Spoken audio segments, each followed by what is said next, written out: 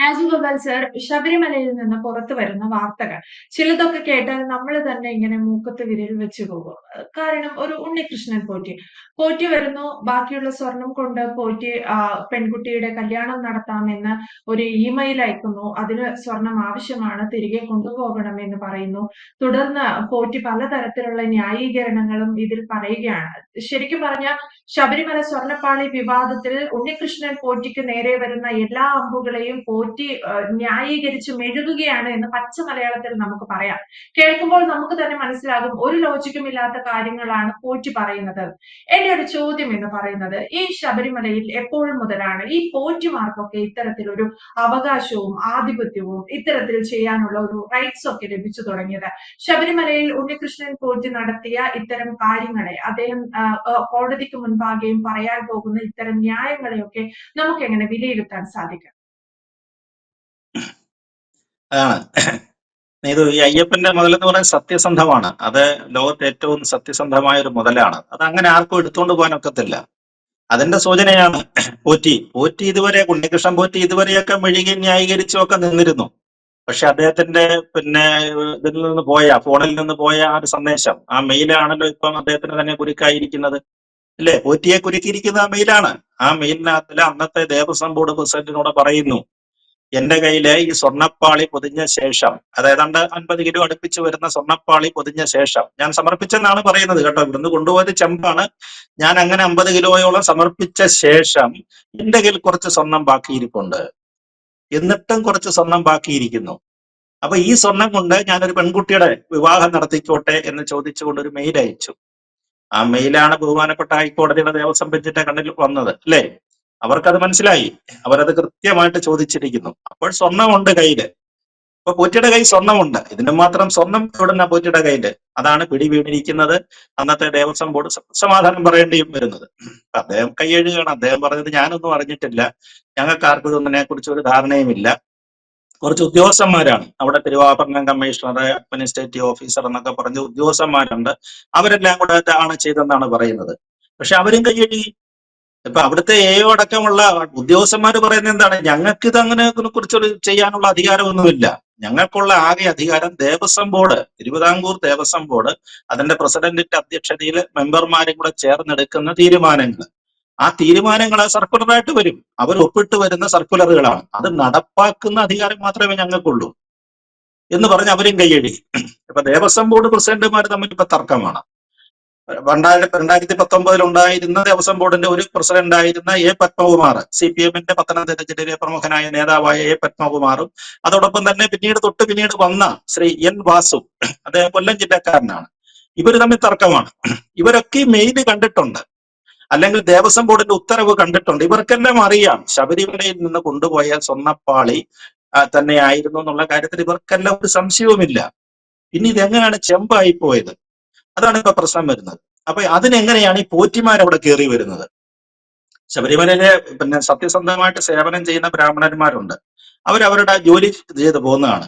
പക്ഷെ അതിന്റെ ഇടയിൽ ഈ ഉണ്ണികൃഷ്ണൻ പോറ്റിയെ പോലെയുള്ള ചില അവതാരങ്ങൾ വരും. ഈ പോറ്റിമാരാണ് അവിടെ ഈ പ്രശ്നങ്ങൾ പകുതിയും ഉണ്ടാക്കുന്നത്. പകുതി എന്നല്ല, ഏതാണ്ട് ഒരു നല്ല ശതമാനം പ്രശ്നങ്ങൾ ഉണ്ടാക്കുന്നതിന്റെ ഇടനില നിൽക്കുന്നവർ ഈ പോറ്റിമാരാണ്.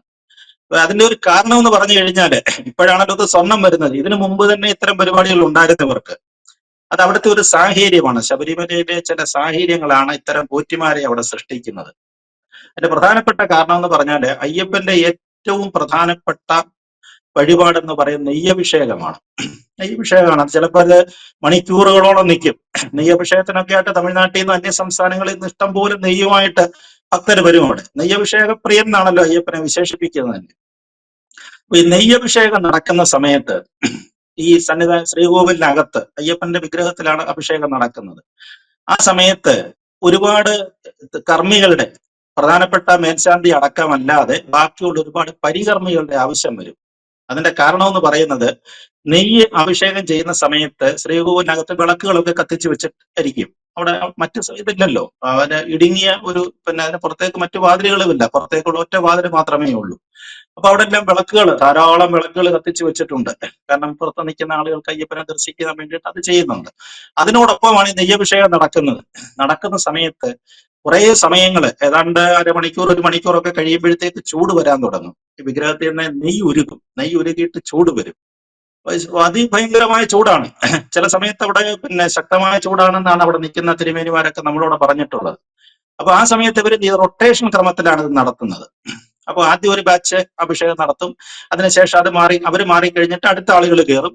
അപ്പൊ അങ്ങനെ ഒരു ഓക്സിജൻ ഇവർ പുറത്തേക്ക് ഇറങ്ങണമല്ലോ. പുറത്തേക്ക് ഇറങ്ങി കുറച്ചുകൂടെ ഒന്ന് ഫ്രഷ് ആയ ശേഷമാണ് അടുത്ത ബാച്ച് ആളുകൾ കയറുന്നത്. അപ്പൊ ഈ സമയത്ത് ധാരാളം ആളുകളുടെ സേവനം അവിടെ വേണ്ടി വരും. അതിനെയാണ് ഈ പറയുന്ന ഉണ്ണികൃഷ്ണൻ പോറ്റിയെ പോലെയുള്ള ചില കഥാപാത്രങ്ങൾ മുതലെടുക്കുന്നത്. ഈ നെയ്യഭിഷേകത്തിന് ശേഷം കളഭം അഭിഷേകമുണ്ട്. അതായത് ഈ വിഗ്രഹം, നമ്മുടെ അയ്യപ്പ വിഗ്രഹം മണിക്കൂറുകൾ അഭിഷേകം കഴിഞ്ഞ് കഴിയുമ്പോൾ അത് ചൂടാകും. വിഗ്രഹം തന്നെ ചൂടാകും. ചൂടാകുന്ന സമയത്ത് അത് തണുപ്പിക്കുന്നതിനാണ് കളഭം കൊണ്ടുള്ള അഭിഷേകമുണ്ട്, കളഭാഭിഷേകം. അതും ശബരിമലയിലെ വലിയ വിശേഷപ്പെട്ട ചടങ്ങാണ്. കളഭാഭിഷേകമുണ്ട്. അങ്ങനെ വരുന്ന കളഭം അത് വിഗ്രഹം ചൂട് തണുപ്പിക്കുന്നതിന് വേണ്ടിയിട്ട് ചെയ്യുന്നതാണ്. കളഭാഭിഷേകവും കഴിഞ്ഞു കഴിഞ്ഞാല് ഈ 2 പ്രസാദങ്ങൾ, അതായത് അകത്ത് ഭഗവാൻ ആടിയ നെയ്യും അതേപോലെ തന്നെ കളഭവും. കളഭത്തിനകത്തിലെ ഒരു വിശേഷം എന്ന് പറഞ്ഞാൽ തിരുമുഖത്തു നിന്ന് എടുക്കുന്ന കളഭം, അതായത് ഭഗവാന്റെ മുഖത്ത് ചാർത്തിയിരിക്കുന്ന കളഭത്തിന് വലിയ ഡിമാൻഡാണ്. അത് ശബരിമല ഗുരുവായൂരൊക്കെ എല്ലാവർക്കും അറിയാമല്ലോ. അത് ഗുരുവായൂരപ്പന്റെ മുഖത്തു നിന്ന് എടുക്കുന്ന കളഭത്തിന് വലിയ ഡിമാൻഡാണ്. അപ്പൊ ഈ സമയത്ത് ഇവരെന്ത് ചെയ്യും, അകത്ത് നിൽക്കുന്ന ചില പോറ്റിമാര് ഈ സാധനമൊക്കെ ആയിട്ട് പുറത്തേക്ക് വരും. അവരെ ഇലയ്ക്കകത്തില് ഒക്കെ ഈ നെയ്യും കളഭവും ഒക്കെ ആയിട്ട് പുറത്തു വരും. പുറത്തു വന്നിട്ട് വരുന്ന സമയത്താണ് ഈ ഉണ്ണികൃഷ്ണൻ പോറ്റിയെ പോലുള്ള കഥാപാത്രങ്ങളൊക്കെ ആ ചുറ്റിപ്പറ്റി അവിടെ ഉണ്ടാകും. മേൽശാന്തിയുടെയും തന്ത്രിയുടെയും ശ്രീകോവിലിന്റെയൊക്കെ പരിസരത്തൊക്കെ ഇവർ നിൽക്കും. ഇവരിതിന്റെ ആളുകളെ, ഇത് കൊടുക്കേണ്ട ആളുകളെ ഏത് ഭക്തന്മാര് കാത്തു നിൽക്കുകയാണ്. ഇങ്ങനെ കിട്ടിയ തിരുമുഖത്ത് നിന്ന് കിട്ടിയ കളഭമോ അല്ലെങ്കിൽ അകത്താടിയ നെയ്യോ കിട്ടാൻ വേണ്ടിയിട്ട് ഭക്തന്മാര് കാത്തു നിൽക്കുകയാണ്. അവർ എത്ര പൈസ വേണമെങ്കിലും കൊടുക്കും. പണം അവർക്കൊരു പ്രശ്നമേ അല്ല. ആ പ്രസാദം, ഒരു അല്പമെങ്കിലും പ്രസാദം കിട്ടിയാൽ മതി.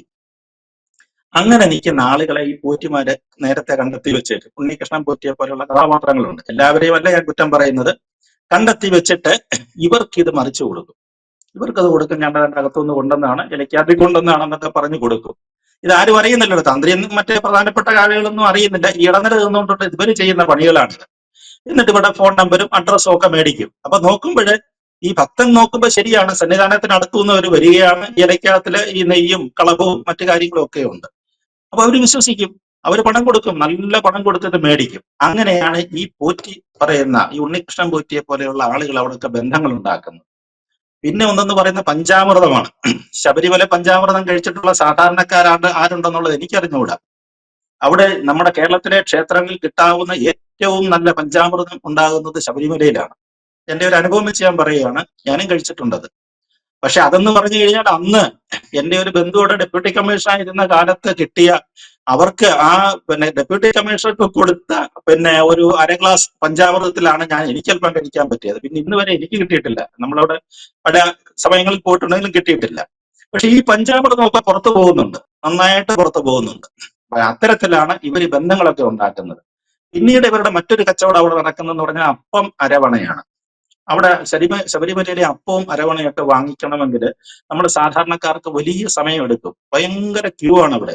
പ്രത്യേകിച്ച് അന്യ സംസ്ഥാനങ്ങളിലെ ആളുകൾ ഇത് ധാരാളമായിട്ട് ലോഡ് അവരെ പറഞ്ഞില്ലയോ, അവരെ നന്നായിട്ട് മേടിക്കും. 10, 50, 100 ഒക്കെ വീതമാണ് ഓരോ വാങ്ങിച്ചുകൊണ്ട് പോകുന്നത്. അങ്ങനെ വരുമ്പോൾ നമുക്കൊക്കെ സാധാരണ ക്യൂവിൽ നിന്ന് കിട്ടാൻ വലിയ ബുദ്ധിമുട്ടാണ് സാധാരണ ഭക്തന്മാർക്ക്. അവിടെയും ഈ മാതിരി പോറ്റിയെ പോലുള്ള അവതാരങ്ങൾ രംഗത്ത് വരും. അവരെന്ത് ചെയ്യുന്ന പറഞ്ഞാല് ഈ ഇതിലേക്ക് ഇറങ്ങിപ്പോകുന്നതിനായിട്ട് ചില വഴികളുണ്ട്. ഈ സന്നിധാനത്തു നിന്ന് ഇറങ്ങിപ്പോകുന്നതിനായിട്ട് ഇത് തയ്യാറാക്കുന്ന സ്ഥലങ്ങളിലേക്ക് പോകും. അവിടെ ചെന്നിട്ട് ചില ദേവസ്വം ഉദ്യോഗസ്ഥന്മാരുമായിട്ട് ചില കരാറൊക്കെ ഉണ്ടാക്കിയവർക്ക് പരസ്പരം അങ്ങോട്ടും ഇങ്ങോട്ടും വീതം വെക്കുന്ന ചില കരാറ്, എല്ലാവരും അല്ല കേട്ടോ, ചില ഉദ്യോഗസ്ഥന്മാരുമായിട്ട് കരാറുണ്ട്. അപ്പൊ അതിന് ഈ പോറ്റിമാരെ പോലെയുള്ള ഉണ്ണികൃഷ്ണനെ പോലെയുള്ള ചില ആളുകളെയൊക്കെ കണ്ടാൽ മതി. കണ്ടു കഴിഞ്ഞാല് നമുക്ക് വളരെ പെട്ടെന്ന് ആവശ്യമുള്ള അത്രയും അപ്പവും അരവണയും മറ്റു പ്രസാദങ്ങളും ഒക്കെ അവിടെ നിന്ന് കിട്ടും. അപ്പൊ വരുന്നവരെ സംബന്ധിച്ചിടത്തോളം ഇച്ചിരി പൈസ കൊടുത്താൽ എന്താ, കാര്യങ്ങളെല്ലാം പെട്ടെന്ന് നടക്കും. അങ്ങനെ ഇങ്ങനെ വല പിടിച്ചെടുക്കുന്ന ആളുകളെയാണ് പ്രത്യേകിച്ച് അന്യ സംസ്ഥാനക്കാര്. നമ്മുടെ ആളുകളാരും മലയാളികളാരും ഇതിനകത്ത് നിൽക്കത്തില്ല, അവർക്കറിയാമല്ലോ, നമ്മളങ്ങനെ ഒരു പൈസയും കൊടുക്കത്തില്ല. അന്യ സംസ്ഥാനത്തു നിന്ന് വരുന്ന വലിയ ഭക്തരെ ചൂഷണം ചെയ്യുക, ഇതായിരുന്നു അവരുടെ പ്രധാന പരിപാടി എന്ന് പറയുന്നത്. അങ്ങനെയാണ് ഈ അവതാര കഥാപാത്രങ്ങൾ, പോറ്റിയെ പോലുള്ള ആളുകൾ അവിടെ ഉണ്ടാകുന്നത്. അപ്പൊ പോറ്റി പറഞ്ഞിട്ട് ഈ അവതാരങ്ങളിലെ അവതാരമായിരുന്നു. അദ്ദേഹം വളരെ മിടുമിടുക്കനായിരുന്നെന്നാണ് തോന്നുന്നത്. എല്ലാവരെയും മറിക്കാനുള്ള ഒരു ശേഷി ഉണ്ടായിരുന്നു, അല്ലേ? അതാണല്ലോ പല സംഭവങ്ങളും സൂചിപ്പിക്കുന്ന അങ്ങനെ വളരെ ബുദ്ധിപരമായിട്ട് സ്വർണം പൊതിഞ്ഞ പാളിയെ ചെമ്പാക്കി മാറ്റി അല്ലെ. ദേവസ്വം ബോർഡിനെ കൊണ്ട് അദ്ദേഹത്തിന്റെ സ്വാധീനമായിരിക്കാം, അത് എന്താണെന്ന് അറിയത്തില്ല. എന്തായാലും ആ സ്വർണ്ണപ്പാളിയെ പാളിയാക്കി മാറ്റാൻ വരെ കഴിവുള്ള പോറ്റിയാണ് അദ്ദേഹം. അപ്പൊ അതുകൊണ്ട് അങ്ങനെയാണ് ഇവരവിടെ സൃഷ്ടിക്കപ്പെടുന്നത്. അപ്പൊ ഇതിനെതിരെ വലിയ പരാതി ആദ്യകാലത്തൊക്കെ ഉണ്ടായിരുന്നു. അതായത് ഏതാണ്ട് 98-2000 മുതലാണ് ശബരിമലയിൽ ഈ സ്വർണത്തിന്റെ ഒരു അധിക ഇത് വരുന്നത്. അവിടെ പിന്നെ ശബരിമല മേൽ പിന്നെ ശ്രീകോവിൽ സ്വർണം പൊതിയുന്നു. അതേപോലെ തന്നെ ദ്വാരപാല വിഗ്രഹങ്ങളടക്കം സ്വർണത്തിൻ്റെതായ ഒരു വഴിപാടുകൾ കൂടുതലായിട്ട് സമർപ്പിക്കപ്പെടുന്നത് 2000-ന് മുമ്പാണ്. അതിനു മുമ്പ് ഇവരുടെ പരിപാടി എന്ന് പറഞ്ഞു കഴിഞ്ഞാല് അന്ന് സന്നിധാനത്തുണ്ടായിരുന്ന ദേവസ്വം ഗസ്റ്റ് ഹൗസ് ഉണ്ട്. ഇവിടെ പ്രസിഡന്റ് മെമ്പർമാരൊക്കെ താമസിക്കുന്ന ഗസ്റ്റ് ഹൗസ് ഉണ്ട്. ആ ഗസ്റ്റ് ഹൗസില് പിന്നെ ഇവരുടെയൊക്കെ ക്യാമ്പ് ഉണ്ടായിരുന്ന ഈ സമയത്ത് ഇവരുടെ അന്നത്തെ പ്രധാന വിഹാര രംഗവും ഈ ഗസ്റ്റ് ഹൗസ് കേന്ദ്രീകരിച്ചിട്ടാണ് ഈ മാതിരി പോറ്റിമാരുടെ ഓപ്പറേഷൻസ് നടക്കുന്നത്. അപ്പൊ ഇവിടെയൊക്കെയും ചില അനാവശ്യമായ ഇടപെടലുകൾ നടക്കുന്നു. തേങ്ങ കരാറെടുക്കുന്ന ആളുകൾ, അവിടെ നാളികേരം കരാറെടുക്കുന്ന ആളുകളും ഒക്കെ ഇതിനകത്തിലൊക്കെ ഉൾപ്പെടുന്നുണ്ട്. അവർക്കൊക്കെ ചില മുറികളൊക്കെ അനധികൃതമായിട്ട് അനുവദിച്ചു കൊടുക്കുക, അങ്ങനെയൊക്കെ ചില പരിപാടികൾ നടക്കുന്നത് കണ്ടു കഴിഞ്ഞപ്പോഴത്തേക്ക് ഇതിനകത്തിൽ ശക്തമായ ഇടപെടൽ. അന്ന് പത്രങ്ങളൊക്കെ സജീവമാണ്, അത്യാവശ്യം ചാനലുകളും വന്നിട്ടുണ്ട്. അപ്പൊ നമ്മൾ ഇതിനെക്കുറിച്ചൊക്കെയുള്ള വാർത്തകളും ഒക്കെ അന്ന് കൊടുക്കുന്ന സമയത്ത് അവർക്കൊരു വിരോധമായിട്ട് മാറി. കാരണം എന്ന് പറഞ്ഞു കഴിഞ്ഞാല് ഈ സന്നിധാനത്ത് ദേവസ്വത്തിന്റെ പ്രധാന ഗസ്റ്റ് ഹൗസിന് മുമ്പ് ഒരു ഇടത്തുവശത്തായിട്ട് പത്രലേഖകർക്ക് ഒരു മുറി ഉണ്ടായിരുന്നു. ഏതാണ്ട് ഒരു 25 മുതൽ 10-30 പേർക്ക് കിടക്കാവുന്ന വലിയ സൗകര്യങ്ങളുള്ള മുറിയാണ്. കിടക്കാന്ന് പറഞ്ഞു കഴിഞ്ഞാൽ ഒരു പായും തലയാണയും കിട്ടും അതിനകത്തില്ല, പക്ഷെ കിടക്കാം. പിന്നെ ഗസ്റ്റ് ഹൗസിൽ കഞ്ഞിയുണ്ട്. രാത്രി ജോലിയൊക്കെ കഴിഞ്ഞ് വരുമ്പോ കഞ്ഞി കിട്ടുമെന്ന് പറഞ്ഞാൽ എല്ലാ ദിവസവും കിട്ടണമെന്ന് നിർബന്ധമില്ല. കാരണം എന്ന് പറഞ്ഞാല് അവിടെ ജോലി ചെയ്യുന്ന പത്രലേഖകർ എന്ന് പറഞ്ഞാൽ വളരെ ഡെഡിക്കേറ്റഡ് ആണ്, വളരെ ആത്മാർത്ഥമായിട്ട് കഷ്ടപ്പെട്ട് ജോലി ചെയ്യുന്നവരാണ്. നമ്മളൊക്കെ സാധാരണയായിട്ട് ഹരിവരാസനം കഴിഞ്ഞിട്ടേ കഞ്ഞി കുടിക്കാൻ അവിടെ വരാറുള്ളൂ. ഹരിവരാസനം എന്ന് പറഞ്ഞാൽ അയ്യപ്പനെ പാടി ഉറക്കുന്ന പാട്ടാണ്. ശബരിമലയിലെ എല്ലാ ശബ്ദ ബഹളങ്ങളും പിന്നെ അല്ലെങ്കിൽ അത്തരത്തിലുള്ള അനൗൺസ്മെന്റും എല്ലാം നിയന്ത്രിച്ച് ഓഫാക്കിയ ശേഷം അയ്യപ്പനെ പാടി ഉറക്കുന്നതാണ് ഹരിവരാസനം. അത് കഴിഞ്ഞിട്ടൊക്കെ നമ്മൾ വരാറുള്ളൂ. അപ്പോഴത്തേക്ക് മിക്കവാറും കഞ്ഞിയൊക്കെ തീരും. പോലീസുകാരും മറ്റാളുകളൊക്കെ കഞ്ഞി കുടിച്ചിട്ട് അവർ നേരത്തെ വന്ന് കഞ്ഞി കുടിച്ചിട്ടുണ്ട്. പക്ഷെ ഈ മുറി നമ്മളവിടെ നിൽക്കുന്നവർക്ക് വലിയ ബുദ്ധിമുട്ടായി. അങ്ങനെ ചില പിന്നെ ദേവസ്വം ബോർഡ് ചില ഉദ്യോഗസ്ഥന്മാരുണ്ടായിരുന്നു. കാരണം നമ്മൾ ഈ വാർത്തകൾ കൊടുക്കാൻ തുടങ്ങി. അപ്പൊ ഇവരുടെ മുഖവും പിന്നെ PR വാർത്തയും അല്ലാതെ ഇതിവിടെ നടക്കുന്ന ചില തട്ടിപ്പുകളെ കുറിച്ചൊക്കെ നമ്മൾ വാർത്ത കൊടുക്കാൻ തുടങ്ങിയപ്പോഴത്തേക്ക് നമ്മളെ അവിടെ നിന്ന് മാറ്റണമെന്നുള്ളതായി പത്രലേഖകർ. ഒരു ദിവസം ഇതുപോലെ ഞങ്ങളെ അവിടെ ചേരുന്ന സമയത്ത് കാണണമെന്ന് പറഞ്ഞാല് ഈ മുറി നിറച്ച ആളുകൾ കിടക്കുകയാണ്. അപ്പൊ ആരാണെന്ന് അന്വേഷിച്ച് കഴിഞ്ഞപ്പോൾ അവരെല്ലാം തമിഴിലാണ് സംസാരിക്കുന്നത്. ഒരു 10-40 പേര് ആ മുറിക്കകത്ത് കിടക്കുന്നുണ്ട്. ചോദിച്ചു കഴിഞ്ഞപ്പോൾ തമിഴ് പത്രക്കാരാണെന്ന് പറഞ്ഞു. അപ്പൊ തമിഴ് പത്രക്കാരാണെന്ന് അറിയാൻ വേണ്ടി നമ്മുടെ കൂടെ തമിഴ് അറിയാവുന്ന ഒരാളുണ്ട്. അതിനോട് സംസാരിച്ചു കഴിഞ്ഞപ്പോൾ ഇവരൊന്നും തമിഴന്മാരല്ല, പിന്നെ തമിഴ് പത്രലേഖകരല്ല, തമിഴ്നാട്ടിലെ ഏതൊക്കെ സ്ഥലത്ത് നിന്ന് വന്നിരിക്കുന്ന പൈസയുള്ള ആളുകളാണ്. അപ്പൊ അവരോട് നമ്മൾ ഇയാൾ ചോദിച്ചത് നിങ്ങളെങ്ങനെയാണ് മുറി കിട്ടിയെന്ന് ചോദിച്ചപ്പോഴ്, സാർ ദേവസ്വത്തിലെ ഒരു ഉദ്യോഗസ്ഥൻ ഞങ്ങളോട് പറഞ്ഞു, നിങ്ങൾ ചോദിക്കുമ്പോൾ നിങ്ങൾ തമിഴ് പത്രക്കാരാണെന്ന് പറയുക, എന്നിട്ട് ഇവരുടെ ഇന്ന് നല്ല പൈസ മേടിച്ചിരിക്കുകയാണ്. അന്നത്തെ കാലത്ത് നല്ല പൈസ മേടിച്ചിട്ട് ഈ മുറി അവർക്കും കൊടുത്തിരിക്കുകയാണ്. അപ്പൊ നമ്മൾ രാത്രി ജോലിയും കഴിഞ്ഞപ്പോൾ നമുക്ക് കിടക്കാൻ മുറിയില്ല. അതാണ് അന്നത്തെ അവസ്ഥ. അപ്പൊ അത്തരം കൊച്ചു തട്ടിപ്പുകളാണ് അന്ന് അവിടെ നടന്നുകൊണ്ടിരുന്നത്. പിന്നീട് നമ്മളെ അവിടെ നിന്ന് ഒഴിവാക്കി കേട്ടോ. പ്രധാന പത്രങ്ങളെ അവർ പറയുന്ന കാരണം എന്ന് പറഞ്ഞാൽ സൗകര്യക്കുറവാണെന്നൊക്കെ പറഞ്ഞിട്ട് ഒഴിവാക്കിയിട്ടാണ് ഇപ്പൊ മാളികപ്പുറത്തേക്ക് പോകുന്ന വഴിക്കാണ് പിന്നെ ചാനലുകൾക്കും അതിന് പുറത്തേക്ക് പാണ്ടിത്താവളത്തൊക്കെയാണ് ഇപ്പം പത്രലേഖകർക്കൊക്കെ മുറികളൊക്കെ അനുവദിച്ചു കൊടുത്തിരിക്കുന്നത്. അപ്പൊ അത്തരത്തിലുള്ള ചില പിന്നെ പറയുകയാണെങ്കിൽ ചില പ്രതികാര നടപടികളൊക്കെ ദേവസ്വം ബോർഡൊക്കെ ചെയ്തിട്ടുണ്ട്. അതുകൊണ്ട് എന്താണെങ്കിലും അവരുടെ സൗകര്യത്തിന് വേണ്ടിയാണെങ്കിൽ സൗകര്യത്തിന് നമ്മളത് അംഗീകരിച്ചിരിക്കുന്നു. പിന്നീട് ഈ സ്വർണം വന്ന ശേഷമാണ് ഈ വലിയ വ്യാപകമായ പ്രശ്നങ്ങൾ ഉണ്ടാകുന്നത്. ഈ പോറ്റിയെ പോലെയുള്ള വലിയ കഥാപാത്രങ്ങളൊക്കെ രംഗത്ത് വരുന്ന അവിടുന്നാണ്. ദേവസ്വം ബോർഡ് എന്ന് പറഞ്ഞു കഴിഞ്ഞാല്, ദേവസ്വം ബോർഡിന്റെ ഘടന എന്ന് പറഞ്ഞു കഴിഞ്ഞാല് ഇതിനകത്തില് വലിയ മഹാരഥന്മാരിരുന്ന സ്ഥാപനമാണ്. അന്നത്തെ പത്മനാഭന്, R. ശങ്കറെ പോലെയുള്ള മഹാരഥന്മാരാണ്. അവരാണ് ദേവസ്വം ബോർഡിന്റെ പ്രസിഡന്റ് ചുമതലകളിലൊക്കെ ഇരുന്ന ആളുകളാണ്. അപ്പൊ ആ കാലത്ത് ഇതിനകത്ത് വലിയ പ്രശ്നങ്ങളൊന്നും ഇല്ലായിരുന്നു. അവർ വളരെ ഭക്തന്മാരാണ്. ശബരിമലയിൽ നിന്ന് ഈ പറഞ്ഞതുപോലെ ഒരു പൈസയുടെ വസ്തുക്കൾ പോലും അനാവശ്യമായിട്ട് എടുത്തുകൊണ്ട് പോകുന്ന രീതിയൊന്നും അവർക്കില്ലായിരുന്നു. പക്ഷെ അതിനുശേഷം വന്ന സർക്കാരുകളാണ് അതെന്നെ ഏതാണ്ട് എനിക്ക് തോന്നുന്നത് ഒരു 2000-2010 ചില ഒരു വ്യക്തിയെ കാലഘട്ടത്തെ പറയാനല്ല, പിന്നീട് വന്നതിനകത്ത് പക്ക രാഷ്ട്രീയ നിയമനം വന്നു തുടങ്ങി. ആളുകളുടെ ഒരു ക്വാളിറ്റി നിശ്ചയിക്കുന്നില്ല. അവിടെ വരാൻ പോകുന്ന ആളുകളുടെ ഒരു പിന്നെ വ്യക്തിത്വത്തെയോ അതിനെ ഒന്നും മാനിക്കുന്നില്ല. പൂർണ്ണമായ രാഷ്ട്രീയ നിയമനമായിട്ട് ഇത് മാറാൻ തുടങ്ങി. മെമ്പർമാരുടെ കാര്യത്തിലും അങ്ങനെ വരാൻ തുടങ്ങി. അപ്പൊ അവർക്ക് മറ്റു കുഴപ്പങ്ങളൊന്നുമില്ല അവർക്ക്, പക്ഷെ ഒരു ദീർഘവീക്ഷണമില്ല. ഭക്തി വേണം. അതാണല്ലോ ഏറ്റവും വലിയ കാര്യം എന്ന് പറയുന്നത്. അയ്യപ്പനോടുള്ള ഭക്തി വേണം.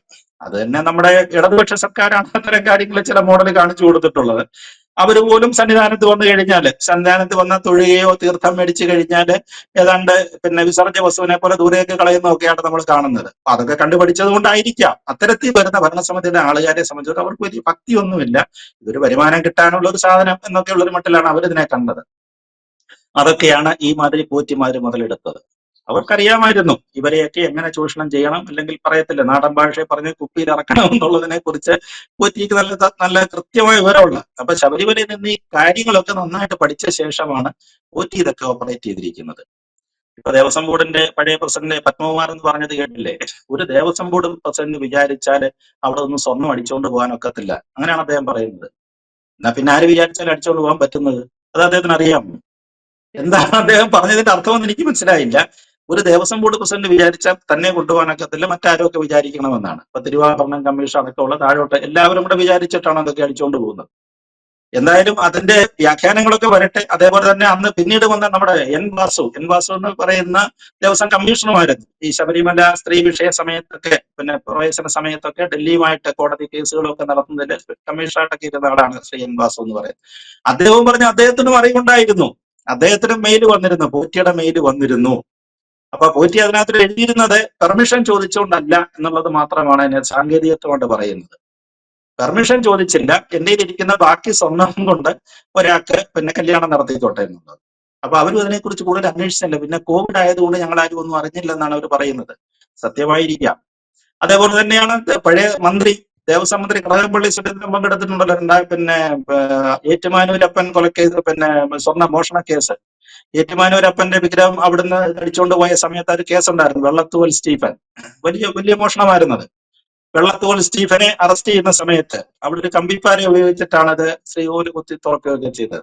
അത് പൊതിഞ്ഞ ഒരു പേപ്പർ, പാര കുതിച്ചുകൊണ്ട് വന്ന പേപ്പർ അവിടെ തിരുവനന്തപുരത്ത് ഉള്ള ഒരു പെൺകുട്ടിയുടെ നോട്ട്ബുക്കിന്റെ ഒരു ഭാഗമായിരുന്നു. അതിനെക്കുറിച്ച് പോലീസ് അന്വേഷണം നടന്നിട്ട് അവസാനമാണ് വെള്ളത്തോൾ സ്റ്റീഫൻ ആണെന്നുള്ളത് പോലീസ് പിടിക്കുകയൊക്കെ ചെയ്യുന്നത്. അപ്പൊ ഈ രമണിക്ക് ഒരു വീട് വെച്ചു കൊടുക്കാനാണ് സർക്കാർ തീരുമാനിച്ചിരുന്നു. ആ വീടും പോറ്റി കയറി ഏറ്റെടുത്ത് കളഞ്ഞു. ഞാൻ വീട് വെച്ചു കൊടുത്തോളാം എന്ന് പറഞ്ഞു. ആ വീടിന്റെ പാലുകാച്ചിന് അന്നത്തെ ദേവസ്വം മന്ത്രി കടകംപള്ളി സുരേന്ദ്രൻ പങ്കെടുത്തായിട്ട് നമ്മൾ ചിത്രങ്ങളിൽ കാണുന്നില്ലേ? അപ്പൊ ഇതൊരു മൊത്തത്തില് പോറ്റിക്ക് മനസ്സിലായി ഇവിടെയൊക്കെ എങ്ങനെ ഓപ്പറേറ്റ് ചെയ്യണം എന്നുള്ളതിനെ കുറിച്ച് നല്ല ധാരണയുണ്ട്. അതുകൊണ്ടാണ് തമിഴിലെ ജയറാം അടക്കമുള്ള ആളുകൾ, ജയറാം ചിലപ്പോൾ സത്യസന്ധനായിരിക്കാം, പക്ഷെ പോലും അദ്ദേഹം അറിയേണ്ടതായിരുന്നു, ജയറാമിനെ പോലെ നടന്മാരും അറിയേണ്ടതായിരുന്നു, ശബരിമല അയ്യപ്പ വിഗ്രഹം എന്ന് പറയുന്ന ഒരു പ്രദർശന വസ്തുവല്ല. ശബരിമലയുടെ ഒരു കാര്യവും പ്രദർശന വസ്തുവല്ല. അവിടെ സ്വർണ്ണപ്പാളി ആയിക്കോട്ടെ, മറ്റെന്തെങ്കിലും ആയിക്കോട്ടെ, അവരൊക്കെ അത് അറിയേണ്ടതായിരുന്നു. പക്ഷെ പോറ്റി വളരെ ബുദ്ധിപരമായിട്ട് ഇവരെല്ലാം നമ്മുടെ ട്രാപ്പിലാക്കിയിട്ടുണ്ട് എന്ന് കരുതിയിട്ട് ഇവരാരും രക്ഷപ്പെടാനും പോകുന്നില്ല. ഉദ്യോഗസ്ഥന്മാരുടെ തലയിൽ കേസ് കെട്ടി വെച്ചിട്ട് രക്ഷപ്പെടാൻ നടക്കത്തില്ല. പോറ്റിയെ മാത്രം ബലിയാടാക്കി വെച്ചാലും കേസിൽ നിന്ന് രക്ഷപ്പെടാൻ ഒക്കുന്നില്ല. കാരണം പോറ്റിയൊക്കെ ഒരുപാട് പറഞ്ഞു പഠിപ്പിച്ചിട്ടുണ്ടാവും. പോറ്റിയെ ഇപ്പൊ പറഞ്ഞില്ലേ, രക്ഷപ്പെടാനുള്ള ആളുകൾ ധാരാളം ക്ലാസ്സുകളൊക്കെ എടുത്തിട്ടുണ്ടാകും, എങ്ങനെ വേണം SITക്ക് മൊഴി കൊടുക്കണം എന്നുള്ളത് സംബന്ധിച്ച്. പക്ഷെ മിടുക്കന്മാരായ പോലീസ് ഉദ്യോഗസ്ഥന്മാരാണല്ലോ, അവരെ പോറ്റിയെ കൊണ്ട് തത്ത പറയിപ്പിക്കുന്നത് പോലെ പറയിപ്പിക്കുന്നതാണ് നമുക്ക് തോന്നുന്നത് ഇക്കാര്യത്തിൽ. അയ്യപ്പൻ അങ്ങനെ പറഞ്ഞില്ലയോ, വിശ്വാസികളുടെ ഇത് കാത്ത് രക്ഷിക്കുമെന്ന് തന്നെയാണ് എന്റെ ഒരു വിശ്വാസം. യെസ്, അതാണ്. എന്തായാലും ശബരിമലയിൽ അല്ലെങ്കിൽ അയ്യപ്പന്റെ മുതൽ അങ്ങനെ എത്ര പെട്ടെന്ന് കട്ടുകൊണ്ട് പോകാൻ സാധിക്കും എന്ന് കരുതുന്നവർക്ക് തക്കതായ ഒരു മുന്നറിയിപ്പ് കൂടിയാണ് പോറ്റിയുടെ ഇപ്പോഴുള്ള അവസ്ഥ എന്ന് പറയുന്നത്. ശരിക്കും ഉണ്ണികൃഷ്ണൻ പോറ്റി പെട്ടു എന്ന് തന്നെ പറയാം. ഹൈക്കോടതി പ്രഖ്യാപിച്ചിരിക്കുന്ന ഒരു അന്വേഷണ സംഘമുണ്ട്. അവര് കൂടി അന്വേഷണത്തിന് ശേഷം ഒരു റിപ്പോർട്ട് സമർപ്പിക്കും. ദേവസ്വം ബോർഡിന്റെ റിപ്പോർട്ടിൽ തന്നെ മോഷണം നടന്നിരിക്കാൻ സാധ്യതയുണ്ട് എന്ന് കൂടിയൊക്കെ പറയുന്നുണ്ട്. ഈ രീതിയിൽ അന്വേഷണം മുന്നോട്ട് പോവുകയാണെങ്കിൽ ഉണ്ണികൃഷ്ണൻ പോറ്റി പത്മകുമാറിന് അയച്ച ആ ഇമെയിൽ അത് തന്നെയാണ് ഏറ്റവും വലിയ തെളിവ്.